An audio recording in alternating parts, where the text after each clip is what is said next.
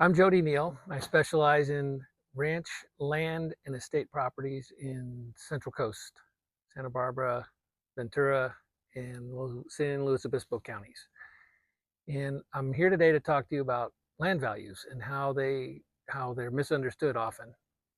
And land values in Central Coast are not emotional; they're analytical. And they're not. There is no price per acre. I was down in Argentina last month looking at some big ranch properties, and one of the owners of those properties asked me, "What's the price per acre of land in California?" And it was a reasonable question considering that in Argentina the land is homogeneous. It's all flat, it's all fertile, and there's nothing to really talk about because the rain comes from the sky, and price per acre is price per acre. But here it's different. There are several factors that affect the value of a property, and understanding those factors and combining them and assessing the value of any property is what I do. Number one is location. Location, location, location. You've heard that in real estate over and over, but and it's true with land as well. If you're in a suburban area around Santa Barbara, your property is going to be worth more than if you're out in a rural area like Cuyama Valley. It's that simple. There's micro markets as well. There's Santa Ynez. There's parts of Ventura that are agricultural. In San Luis Obispo, there's wine country. Everything makes a difference. And understanding the location and the value that that brings to the property or subtracts from it is critical in getting it done right. Topography is a big deal. Are there hills? Is it flat? What kind of soil is it? There's properties where they're combinations of topography where they have rolling hills that are cattle grazing areas, and then there's flat lands that are good for farming. And farming lands are much more valuable than grazing lands because you can grow crops, you can release them to farmers who can grow crops. Berries are really valuable crop in Santa Barbara and San Luis Obispo. And if you can find a property that can go grow berries or peppers, you have something valuable on your hands. Zoning is a big deal. Zoning, most of the rural properties are going to be zoned agricultural. That allows you to build a house. That allows you to grow crops, raise animals.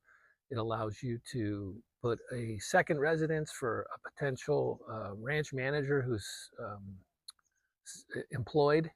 You can do barns. You can do any pertinent structure on a ag property that you need. Now, there's also open space. Open space is restrictive. Open space, you might think you have an ag property, but it's zoned open space. That means you can't do a whole lot of building. You can't do a whole lot of development.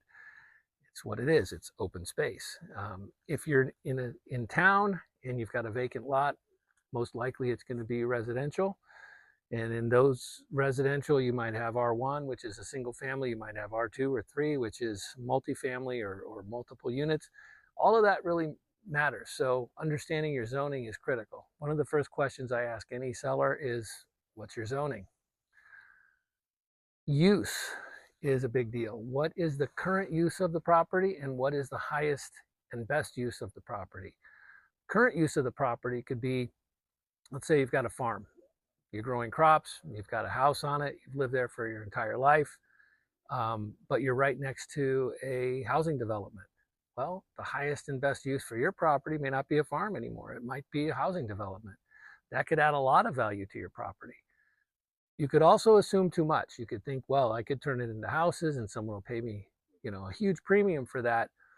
You have to keep in mind that there's a lot of resistance to development. There's a lot of resistance locally from community, politically. People don't like expansion. They don't like building. They want to keep things the way they are, which also gives you kind of an advantage when it comes to conservation. You could conserve your property. You could put a conservation easement on your property. You could work with a conservation group to add value. Highest and best use may not always be what's in your imagination, and it is limited by practical concerns like anti-development or conservation. So knowing that's a big deal. The condition of your structures on your property matter. A lot of properties that I sell have homes on them. Some of them are anything from an unpermitted cabin to a luxury estate with, huge cathedral ceiling, something that that anybody would want to live in. What's the condition of that? Is it new? Is it old? Is it dated? Is it in disrepair? Is it in great condition? All of that matters, and that's part of my assessment, is taking a look at all those things objectively. The other structures can be a detriment to the property. If you've got things that are unpermitted, that actually might cause the value to drop. I've sold properties before with partially finished homes that were unpermitted, and the buyer made the argument, and rightly so, that that was a liability. It was going to cost them money to get rid of it or to update it, and that all gets calculated in the valuation. Legality of the land is a big deal. In Ventura County, there's a big concern about whether the property is a legal lot or not. And what that means is there's something called a certificate of compliance that shows that you have to get, and you have to go through a process that allows the lot to be built on. If you don't have that, you have to get it. And if you are buying a property that doesn't have that and it's got things on it, you might be in trouble going forward, not being able to build when you thought you could. So getting all of that due diligence clear, whether you're a buyer or a seller, is a big deal, and it does affect the value. Access. How can you get to the property? A lot of times in rural properties, you're traversing land across other people's property, private property, to get to yours. And what is the structure of that? Is it a legally deeded easement, which gives you a legal right permanently to traverse that property, to get in and out? Is it something that's happened by mutual consent, or maybe they've been accessing the property for years without permission and nobody ever said anything, and suddenly when it's up for sale, there's a dispute. So all of that has to be figured out, and it's really important, because if you are a buyer and you buy a property that doesn't really have legal access, you could be buying a problem. And if the same thing happens if you're a seller, if you've been accessing your property and you want to sell it later, but there really isn't any legal right to do it, you have to fix that. So that's something we look at. Utilities, power lines. Are there power lines nearby? Is there a water source nearby? And what about sanitation? Sanitation is what happens, when you flush your toilet. Where does it go? Is there a septic system, a sewer system? Most people live in a municipality, in a city, you have a sewer. You don't have to worry about septic. But in rural areas, septic is pretty much the only way to go. You need to know that. You need to know if there's no power, where you're going to get power from the sun. If you're going to do an off-grid system, that's something to know. If you've already got one, that's something to know. If you've got a hybrid system, all that matters. The most important factor in any property in Southern California, Central Coast, is going to be water. Where do you get your water? There are several ways to get water to your property: municipal systems, wells, private water systems, and even rain collection. It depends. You need a certain amount for getting approval for a residential build. I think it's something along the lines of 11 to 12 gallons a minute is the minimum. So knowing that if you're selling or buying a property, if it has a well, what's the production of the well? Is it enough for agriculture, or is it just enough for domestic? What are your intended uses?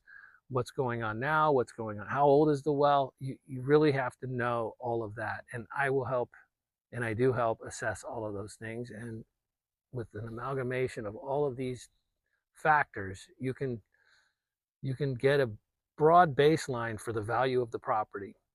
And then what I do is I look at all of those factors, and I look at the market, and I look at what's been trading nearby, assessing, and then we come up with a range of values, from X to Y, of where your property is likely worth.